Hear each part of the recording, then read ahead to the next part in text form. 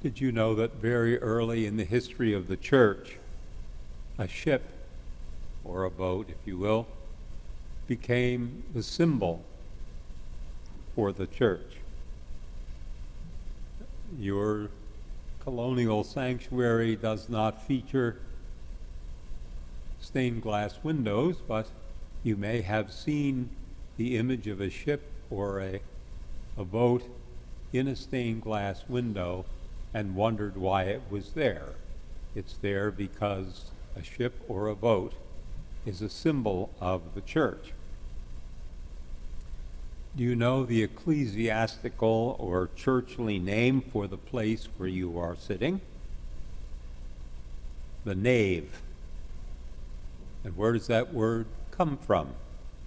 From the Latin word navis, which means ship. So this morning, as you listen to my sermon called A Night to Remember, I want you to imagine yourselves in a ship. And perhaps this is the first time you've ever heard a preacher ask you for this. I want you to grow weary during this sermon. Weary as those first disciples did. I want you to count yourselves as the disciples, or like the disciples in that boat.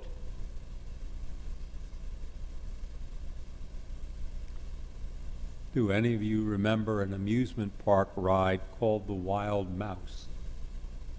Anybody? Have you ever taken a ride on it? Raise your hand if you've ever ridden the Wild Mouse. Okay. Thank you. Well, if you're not familiar with what the Wild Mouse is, or if you want to remember it more clearly, listen. A Wild Mouse is a type of roller coaster consisting of single or spinning cars traversing a tight winding track with an emphasis on sharp, unbanked turns. The upper portion of the track usually features multiple 180-degree turns known as flat turns that produce high lateral g-forces even at modest speeds.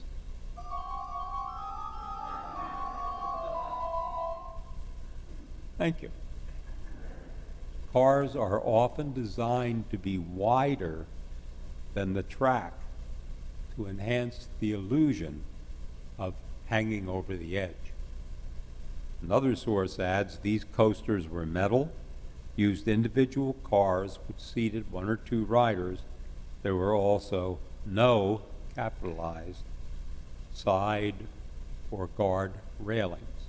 When I was a boy, my family would oftentimes take a summer vacation in Wildwood. Once, when I was somewhere between 10 and 12 years old, I, my mom and dad, and my little brother in his stroller were on the boardwalk at night.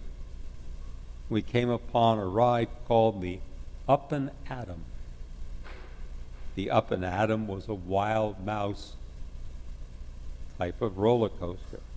I rushed to the entrance, expecting a roller coaster experience. It was my favorite ride at the time. Now my doctor tells me I'm not tall enough to go on the ride. But once my car made the first rapid, sharp turn, I knew I had made a mistake. A feeling that turned to near terror when I looked down and saw the white ocean breakers crashing on the beach far below, with the dark ocean beyond. I have no idea how long I was on that ride. It seemed like it was never going to end. When it was over, I ran down the boardwalk type exit ramp, falling and skinning my knees, as I was trying to reach the safety of my family. That night, having never given much thought to this before, I decided that the ocean at night was frightening to me, and my apprehension has little eased through the years since.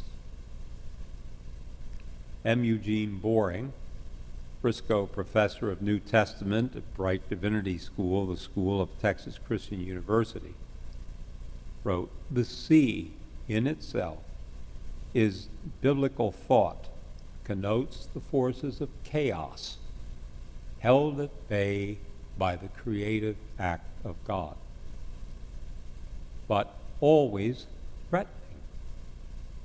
To the biblical mind, being on the sea is itself a threat representing all the anxieties and dark powers that threaten the goodness of the created order. To be at sea evokes images of death, the active power that threatens the goodness of life." After feeding about 5,000 men, besides women and children, with 5 loaves and 2 fish, Matthew tells us immediately Jesus made the disciples get into the boat and go on ahead to the other side being the Sea of Galilee, while he dismissed the crowd. Why Jesus got his disciples into the boat immediately, Matthew does not say. John, who tells this story in his gospel, reports that following the feeding of the 5,000, when the people saw the sign that he had done, they began to say, "This is indeed the prophet who is to come into the world." When Jesus realized that they were about to come and take him by force to make him a king, he withdrew. Perhaps Jesus was concerned to get his disciples out of harm's way. This would not be the first time that the disciples would be in a boat together on the Sea of Galilee. Simon called Peter and his brother Andrew. The sons of Zebedee, James and John, were fishermen by trade, and we cannot know to what degree these 4 held the same misgivings about the sea that their landlubber brethren must have. But do note this, and this is important.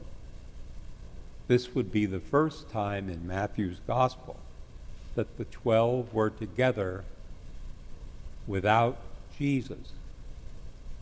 In the boat, 12 disciples, no Jesus. After Jesus had dismissed the crowds, he went up the mountain by himself to pray. When evening came, he was there all alone. But by this time the boat, battered by the waves, was far from the land, for the wind was against them. In his gospel, John states that it was now dark, and that the disciples had rowed about 3 to 4 miles. At its widest point, the Sea of Galilee is between 6 and 8 miles in width. Whatever misgivings the disciples had about being out on the sea were heightened by being out on the sea in a storm and being out on the sea in a storm in the dark. Now, the disciples who were fishermen were used to being out on the sea in the dark because they often fished at night so that by morning the fish would be fresh to be purchased. Nevertheless, even for the fishermen, to be in a storm was, after all, in a storm. But remember that in the disciples' culture, darkness symbolized death, destruction, and the underworld. Darkness was the time when evil things happen. Early in the morning, literally during the fourth watch, meaning by Roman standards what we would call today between 3 and 6 a.m., Jesus came walking toward the disciples on the sea. But when the disciples saw him walking on the sea, they were terrified, saying, "It is a ghost." We're not talking about little children. We're not talking about women who, in the culture of the time, were sheltered and restricted from doing many things that women do today. We're talking about grown men. We're talking about fellows who would belong to a labor union today, if there were one. At least some of them would. We're talking about grown, experienced men. They were terrified. "It is a ghost." They cried out in fear. Can you blame them? Even the experienced fishermen, Peter, Andrew, James, and John, had never seen anything like this before. And here we must be careful not to read our knowledge of the whole gospel into this part of the gospel story. Now, it is true that Jews, in their sacred scriptures, precisely the book of Job, had heard that God tramples the waves. But this was not a time for learned recollection. If in the midst of this crisis any of them could quote these scriptures from memory, and if any of the disciples at this point in time believed anything more about Jesus than that he was the most important man they had ever known, that he was the singular man who made God known to them in a unique way, Matthew has made no mention. So put yourself in their sandals. They've been in a boat on the sea for hours. They're far out from the land. The boat is in a storm. Since 2/3 of them were not fishermen, how many of them were seasick?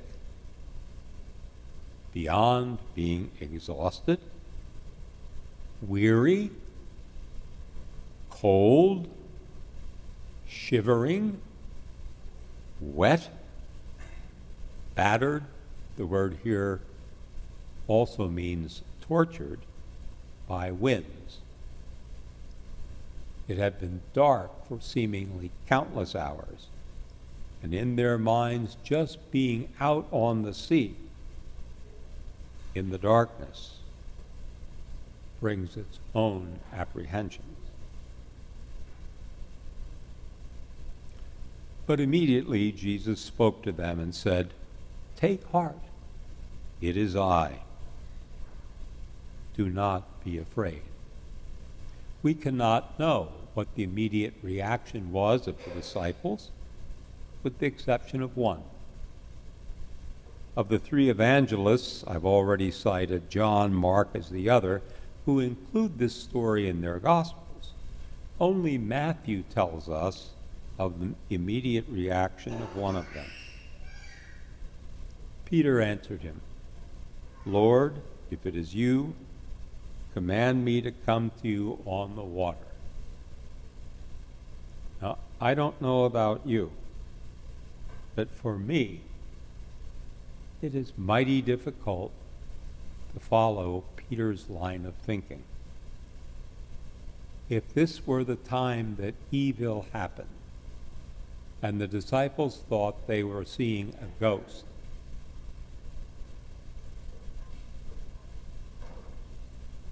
what would there be to prevent an evil entity, a ghost, an apparition, a spirit, from commanding Peter to leave the boat so that he might drown? Still, perhaps Peter believed he was showing leadership, serving as a model for the other disciples, by risking his life to show them and to show Jesus himself that he had faith in Jesus. Jesus said, "Come." So Peter got out of the boat, started walking on the water, and came toward Jesus. Have any of you ever walked on water? On waves? Somebody once said it was easy to walk on water if you knew where the stones were.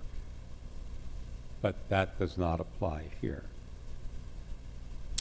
Years ago, during one of those summers in which a church member and her husband made their shore house available for youth group retreats, we were walking at night up the boardwalk from Seaside Park to Seaside Heights, for the fun and the food and the rides. There was this most magnificent full moon, as large as you can picture the moon being, and as bright as can be. It was right out there on the horizon, such that there appeared a white light, looked like a sidewalk, right across the ocean, as if you could walk right out to the moon, right across the sand, right onto the water, right out to touch the moon. Now, whatever Peter saw that enabled him to leave the boat and to start walking on the water, perhaps he merely kept his eyes firmly fixed on Jesus. He came toward Jesus. But when he noticed the strong wind, he became frightened, and beginning to sink, he cried out, "Lord, save me!" Jesus immediately reached out his hand and caught him, saying to him, "You of little faith, why did you doubt?" And when they got into the boat, the wind ceased. Please listen once again to Dr. Boring's commentary. I'm sure you'll find how much it applies to you as well. Little faith is the dialectical mixture of courage and anxiety, of hearing of the word of the Lord and looking at the terror of the storm, of trust and doubt, which is always an ingredient in Christian existence. I want to hold the end of the story in abeyance in order to explain why I've entitled my sermon "A Night to Remember." Matthew, Mark, and John, even though there are differences in the way they tell this story, wanted you to remember it. Else, why would they have included it in their Gospels?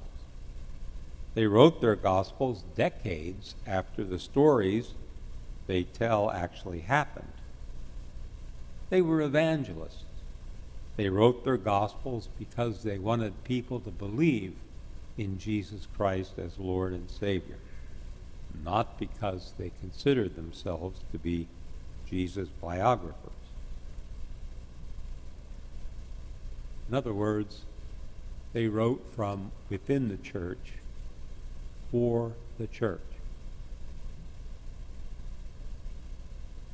I believe that Matthew, Mark, and John told the story because, like the disciples who were in the boat and thought they were without Jesus and experienced all that trauma only to witness that Jesus was in fact with them, the church faces trauma each day, each week, each month, each year.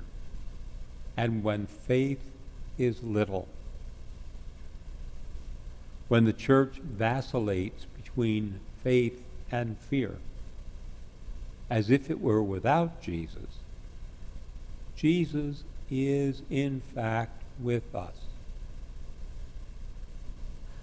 You affirmed that at the beginning of this service with the opening words, God is with us all the time.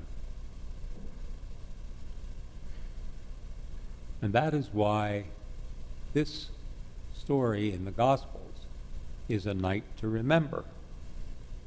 When the church is storm-tossed, beset by what is going on, the lack of interest in organized religion, disheartened by the post-pandemic aftermath, frustrated by the political climate of this great nation, wearied by continuing cultural wars, perplexed by what goes on across the globe.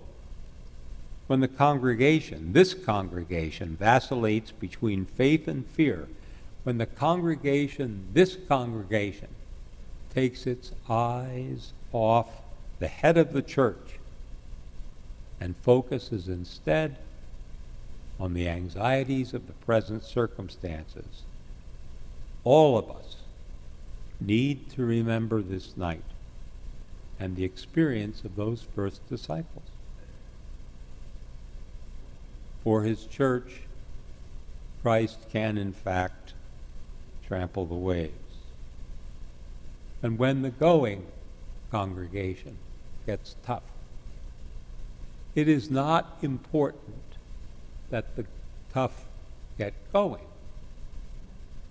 but that Jesus comes. The next time you as a congregation or you as an individual are facing something that is overwhelming, picture Jesus walking on the water in the dead of night, coming toward the boat the disciples were in. And do not fear.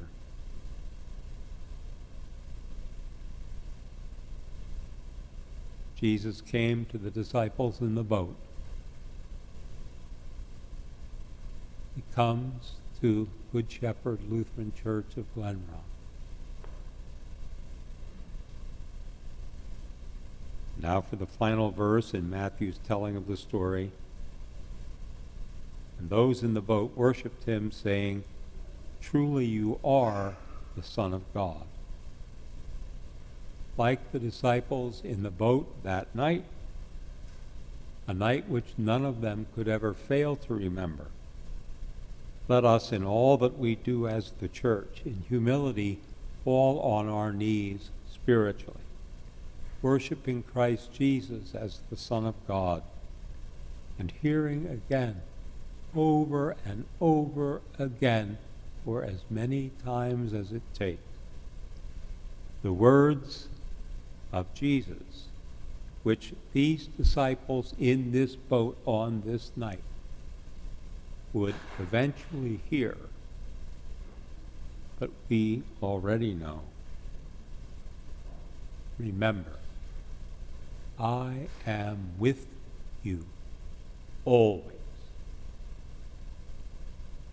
even to the end of the age.